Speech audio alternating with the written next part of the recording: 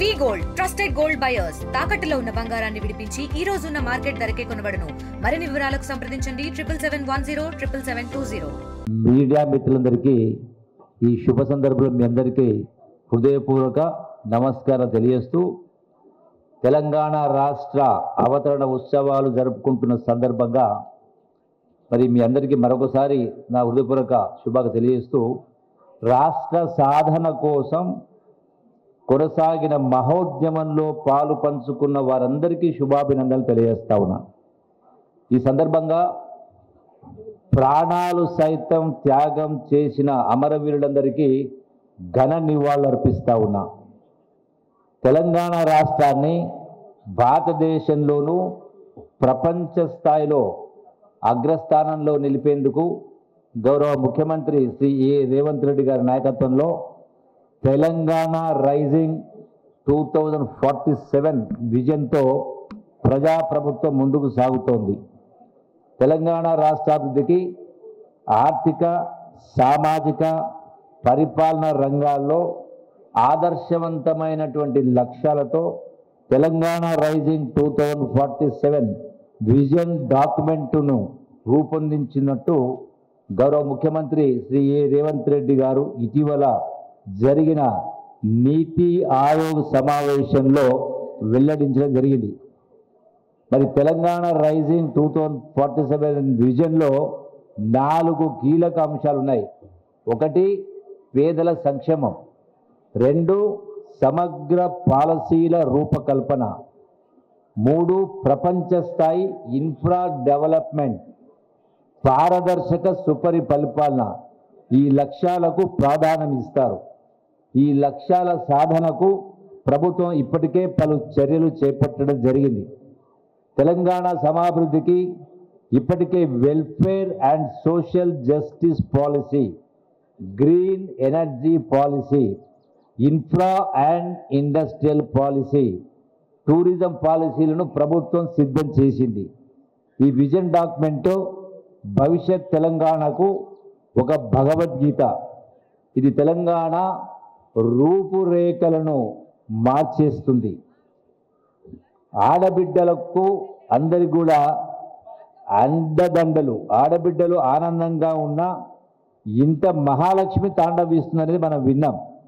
అందుకే రాష్ట్రంలో 1 కోటి మంది ఆడబిడ్డలను కోటీశ్వరులను చేయాలన్న సంకల్పంతో ప్రభుత్వం అనేక కార్యక్రమాలను రూపొందించడం జరిగింది.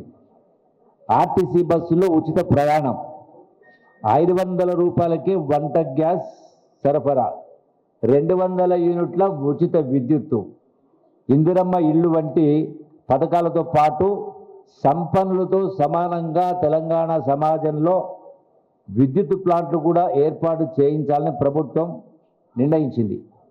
మహిళలు పెట్రోల్ బంకుల నిర్వహణ, మహిళా శక్తి క్యాంటీన్ల నిర్వహణ చేపట్టడం జరిగింది.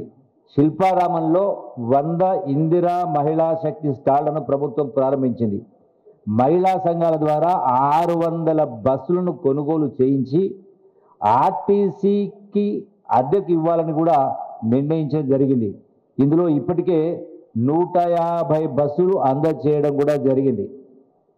అట్లాగే రైతులకు రుణముక్తి కల్పించడం కోసం దేశ వ్యవసాయ చరిత్రలో నిలిచిపోయేలా అధికారంలోకి వచ్చిన కేవలం 8 నెలల కాలంలో 25,35,000 మంది రైతాంగానికి రుణ విముక్తులను చేయడం జరిగింది. 20,617 కోట్ల రూపాయలు రుణమాఫీ కూడా చేయడం జరిగింది. రైతుకు పెట్టుబడి సాయం పెంచి రైతు భరోసా పథకం కింద ఎకరానికి 12,000 రూపాయల ఆర్థిక సహాయం కూడా అందిస్తూ ఉన్నాం.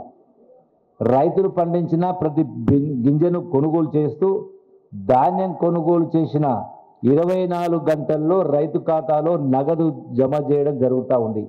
గత ఏడాది 2.9 కోట్ల టన్నుల ధాన్యం పండించి తెలంగాణ రైతులు దేశానికే ఆదర్శంగా నిలవడం జరిగింది.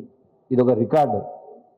అకాల వర్షాలకు పంట నష్టపోయిన రైతులకు ఎకరాకు 10,000 రూపాయల పరిహారం కూడా ఈ ప్రభుత్వం ఇస్తూ ఉంది. గతంలో ఎప్పుడు 10 సంవత్సరాల కాలంలో ఒకరికి రాలా. సన్నధాన్యానికి క్వింటల్కు 500 రూపాయల బోనస్ కూడా చెల్లిస్తూ ఉన్నాం. భూమి లేని వ్యవసాయ కూలీల కుటుంబానికి ఇందిరమ్మ ఆత్మీయ భరోసా కింద ఏడాదికి 12,000 రూపాయల ఆర్థిక సహాయం అందజేయడం జరుగుతుంది.